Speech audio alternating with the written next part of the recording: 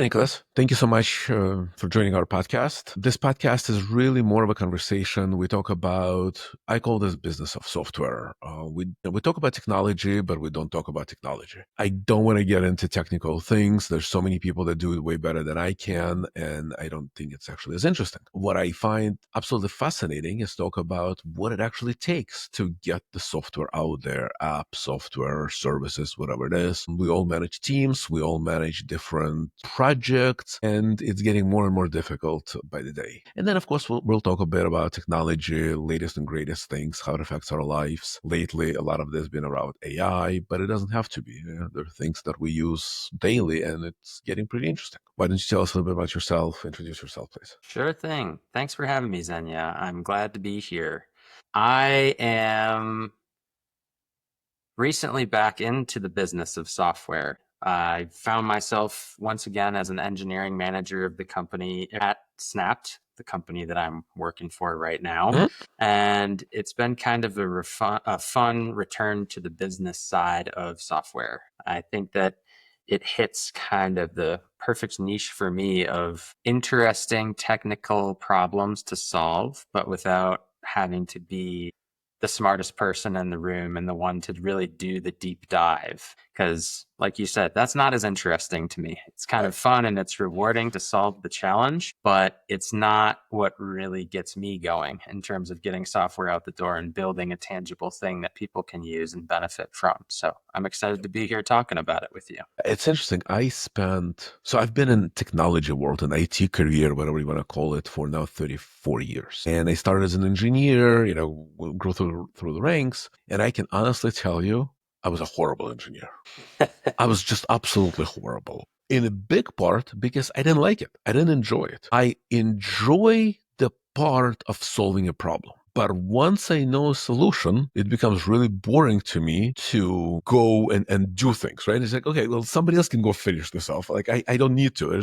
That's easy. And interestingly enough, I thought of switching. I actually thought of getting out of software at some point. Mm. And just so happened, wasn't intentional. I was hired as a manager.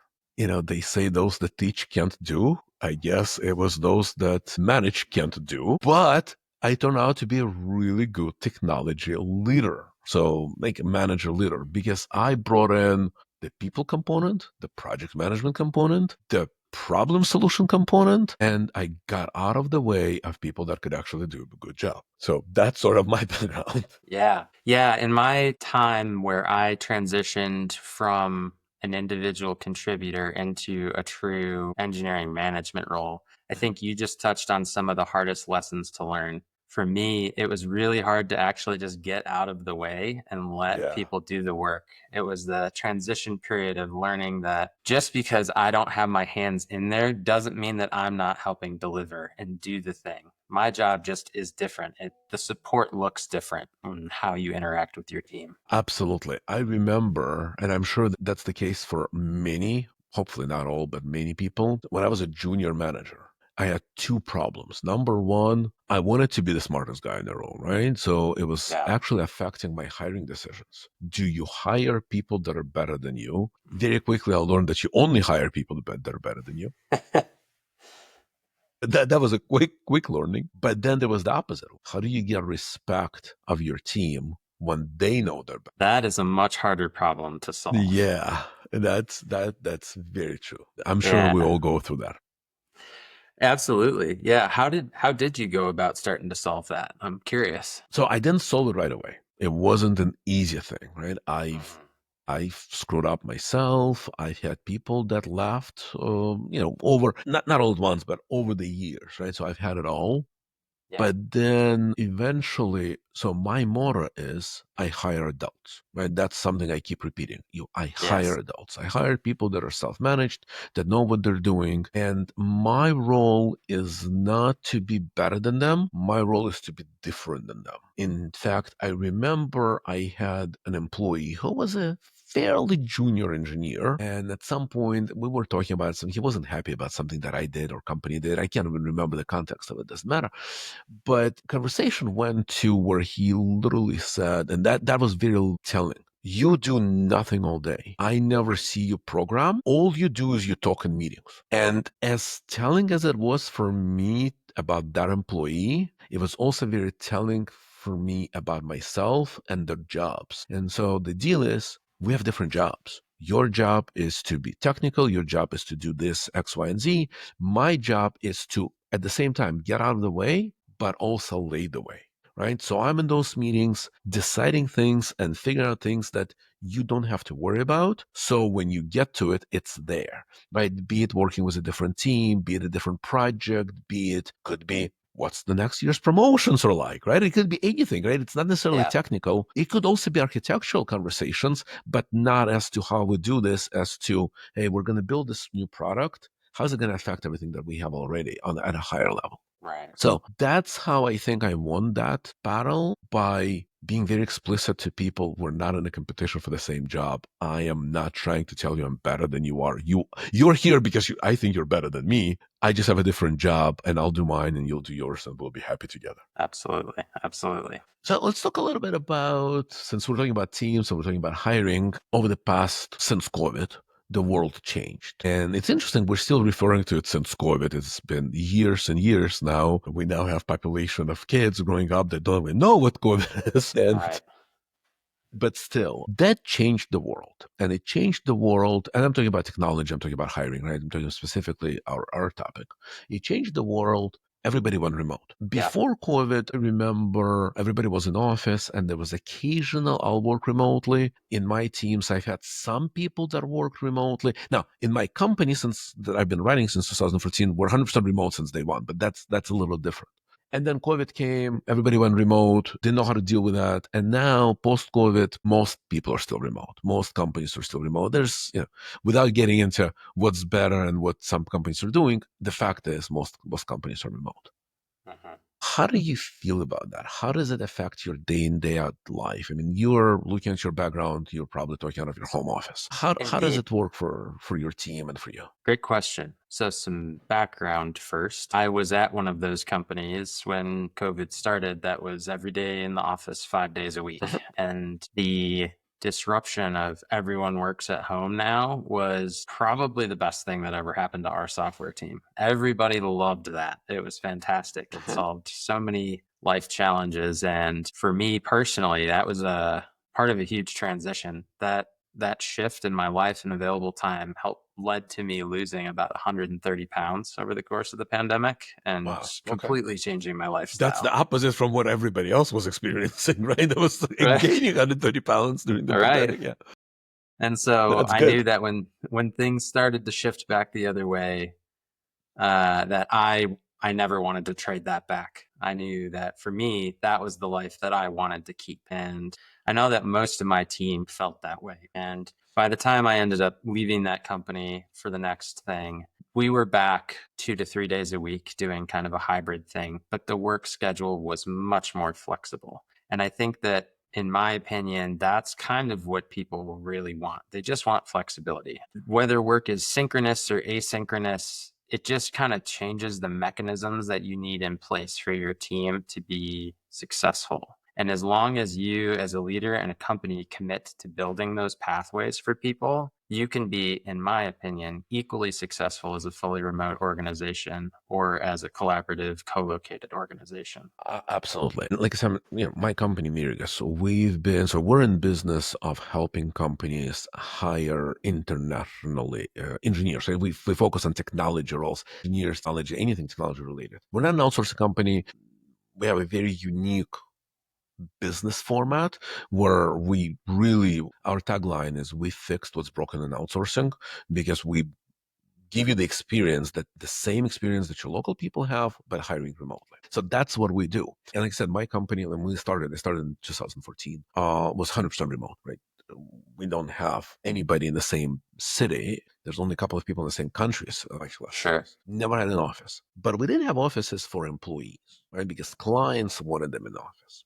Mm, COVID came, I think, like by first month, second months of COVID, I shut down all offices, because it was one of those things like I knew it was going to come back. Well, when it comes back, I'll figure it out. Never looked back, right? So we don't have offices right now. Everybody is remote. And I can see the advantages and disadvantages. So for my company, everything's remote from day one. All of our communications are remote, meaning we're used to it. That's how we operate. That's how we work. We chat, we talk, we jump on Zoom. If we became, there's some people that work for me that I have never, most people obviously I've met by traveling, but there's some people I've never met in personal life. But we're still friends, right? We still talk. We know enough about each other. There's enough chit chat going on that's happening. Now, on Mhm. the flip side of that, when I was in the technology world, there's that water cooler conversation. There's the let's go for lunch. There is, hey, we're all sitting in the same office and everybody just breaks into some game, right? That we start throwing papers at each other, whatever it is. Yeah. And it's silly stuff, but it brings people together. You do not have that remotely, and you cannot emulate that remotely. So you have to replace it with something. Yeah. How do you see that now? Again, going back from 5 days in office to part-time in office to full remote. What do you guys do? What works for you to keep the team going together? That's a great question. I would say that, so what I think about in terms of what you've just described is you have to be much more deliberate about community and community spaces in a fully remote world. Snappt, the company I'm with now, has also been fully remote since day one founding. And yeah, it was only ever the founders that were in the same city. And, they meet regularly, but it wasn't really an official kind of office space type of job ever. And when they scaled across the whole country. So at my first kind of remote experience, we had the benefit of having been in office and known each other and participated in that community Right. in the old fashioned way. So I think it was a lot easier for us to just kind of keep the ball rolling and create those spaces like, okay, we have our weekly virtual kind of lunchtime or happy hour or game session where we take time to just be with each other and make those spaces virtually.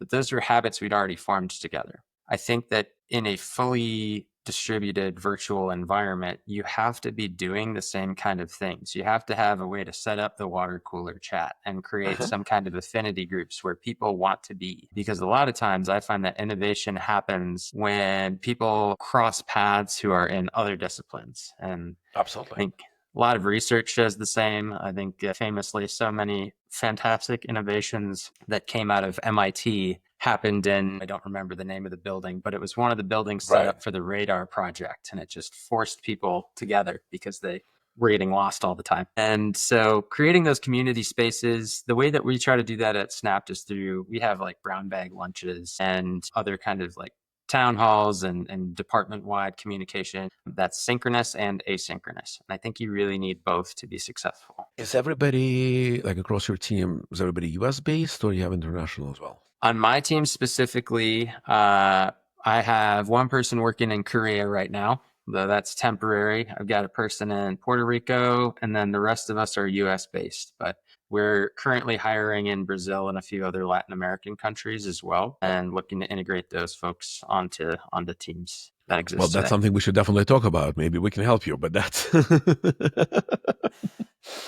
that's so we started originally when I started, we started in Eastern Europe. We were hiring in Ukraine. It was really great talent, very quickly expanded to other areas of Europe. And then a couple of years later, actually expanded to LATAM. And now we do both LATAM and Eastern Europe. LATAM, numbers wise, it's bigger. So we have more people in Latin America and we're hiring more people in Latin America because of the time zone, but Sure. we do both. Those are two areas we cover. We don't touch Asia. We don't touch anything else. Just our expertise are not there. Cool. So let's talk a bit about technology.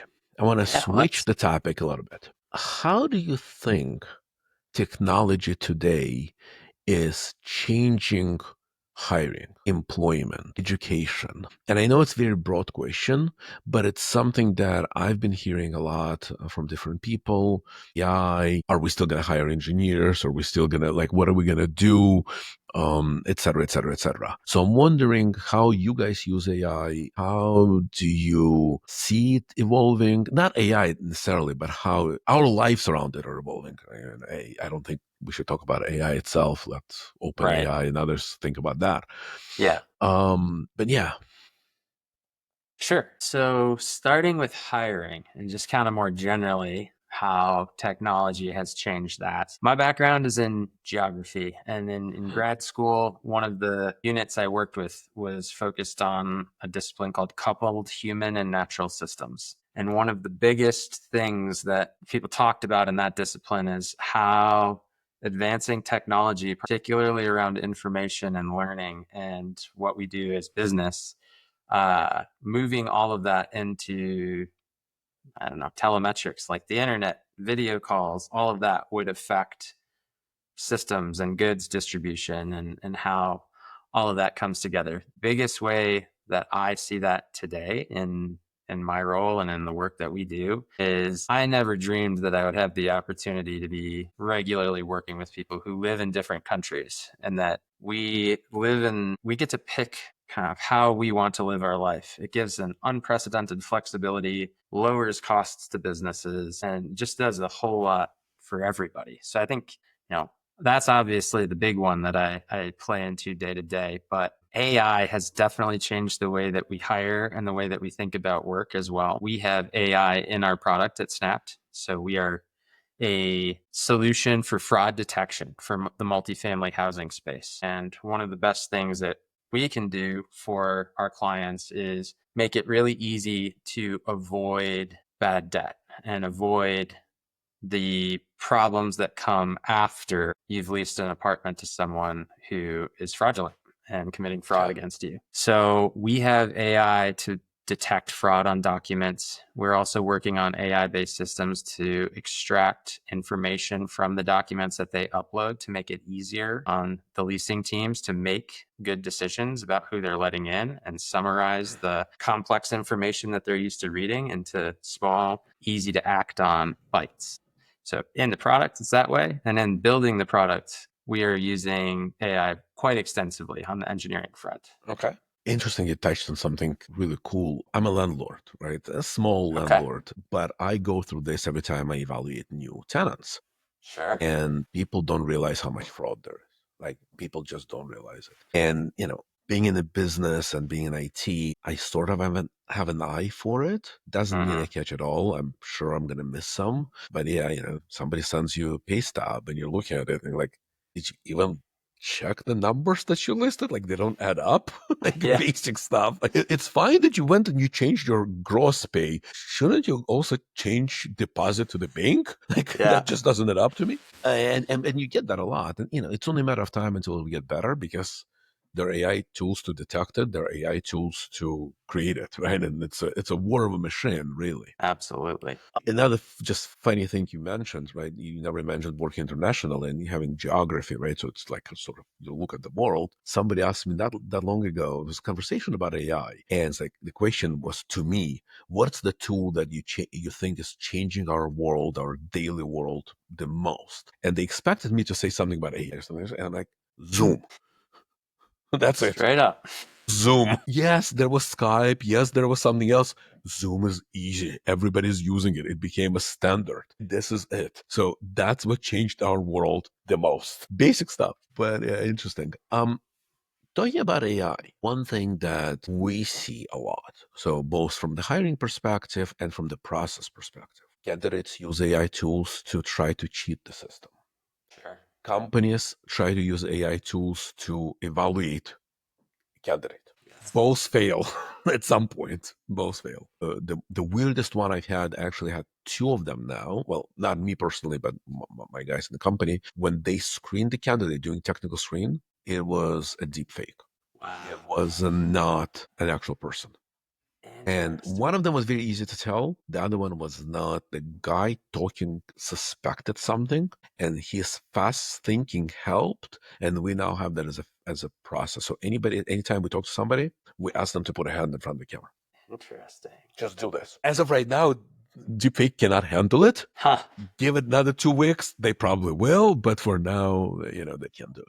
But it was Right. interesting. So that's like, wow. Why would you invest so much into doing this just to get a job? Like, it's not worth it, right? You're not beating the system. You're just getting a job. Yeah. That's kind of what I But was wondering.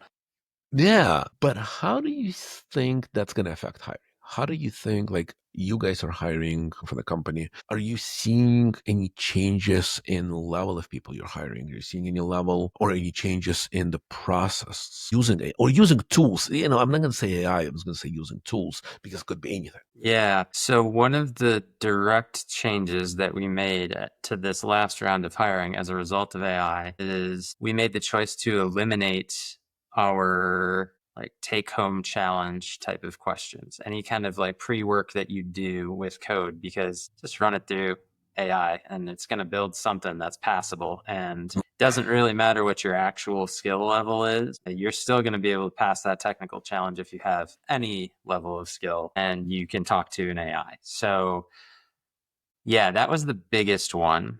And instead, what we tried to do to combat that is ask questions that would give people a chance to demonstrate their passion for the work and ask them deeper probing questions about their past work and what they've learned specifically, what they've taken away from that and the things that have changed them and how they think about what they do. And I think that was really valuable. We used that across 3 different tiers, none of them entry level. I think that hiring for entry level positions will be continually harder and harder as AI gets better and better. I also think it'll be harder and harder to find entry level positions because AI. There's a company that I know that they're a client, but I just know them for a long time. They've always had a very extensive summer internship program. Yeah. They decided to cancel it this year altogether because yeah, and and they know it's unfortunate. They know, and they hope to restart it in a different format next year, but they did for this year. And their logic was like, you can't argue. They said, listen, it cost us a lot to run this Right. program, not just in direct cost, but we have people dedicated to it because we have to get these people going, we have to train them, and then we get something out of them. In the past, what we give them most of the time, entry level stuff, things that nobody else wants to do, right? So they take care of this. But what we use it for mostly is to evaluate future, right? So we look at this to make sure it's people that we want to hire in the future. And that became already much more difficult because of the everybody being remote, because Yeah. it's no longer you they work with a specific college, specific university where they get people from, which was local, but now local doesn't matter. And they said all these tasks that we used to give to them, we now have AI handle. We don't need it, and so the Right. cost was just too expensive. They decided not to do it. But again, they're going to reevaluate what's going to happen in the future. But interestingly, about interview process, so we have 2 types of clients, right, and anything in between. One, now when you're doing live interview, live coding interview, you can no longer share the entire just the screen, just the window, share the entire screen because they want to see there's nothing else on the screen. And I sort of laugh about it because I go, how do you know there's not a laptop sitting next to it? But Yeah. that's fine. And then there's another side of it. We want to make sure you use AI tools while you're doing this because we care about how you use tools more than we care about how you write a particular line of code. Yeah. And it's like this or that. Go Yeah, figure. well, truly. And that's another change that we made to our process is asking people how they use AI. And we had 2 kind of similar polls that we were screening for on that. We didn't want people who straight up vibe coded their way through everything and just let the AI do all the work. We wanted a healthy dose of skepticism Yep. and knowing how to actually apply the tools to the right problems. However, we also didn't want people who didn't use AI. We, as an organization, have made the choice to commit, and we want that productivity boost and that essentially, pair programmer for when you don't get to have somebody else right next to you. And yeah, so we picked the middle of that lane, and it's producing pretty good results for us so far in this round of hiring. Great. Well, it's very interesting. It's definitely changing, right? Things are changing and they're changing so fast. I'm excited. I'm also worried. Yes. Anytime things change this quickly, I don't trust people fully who say they aren't nervous about it.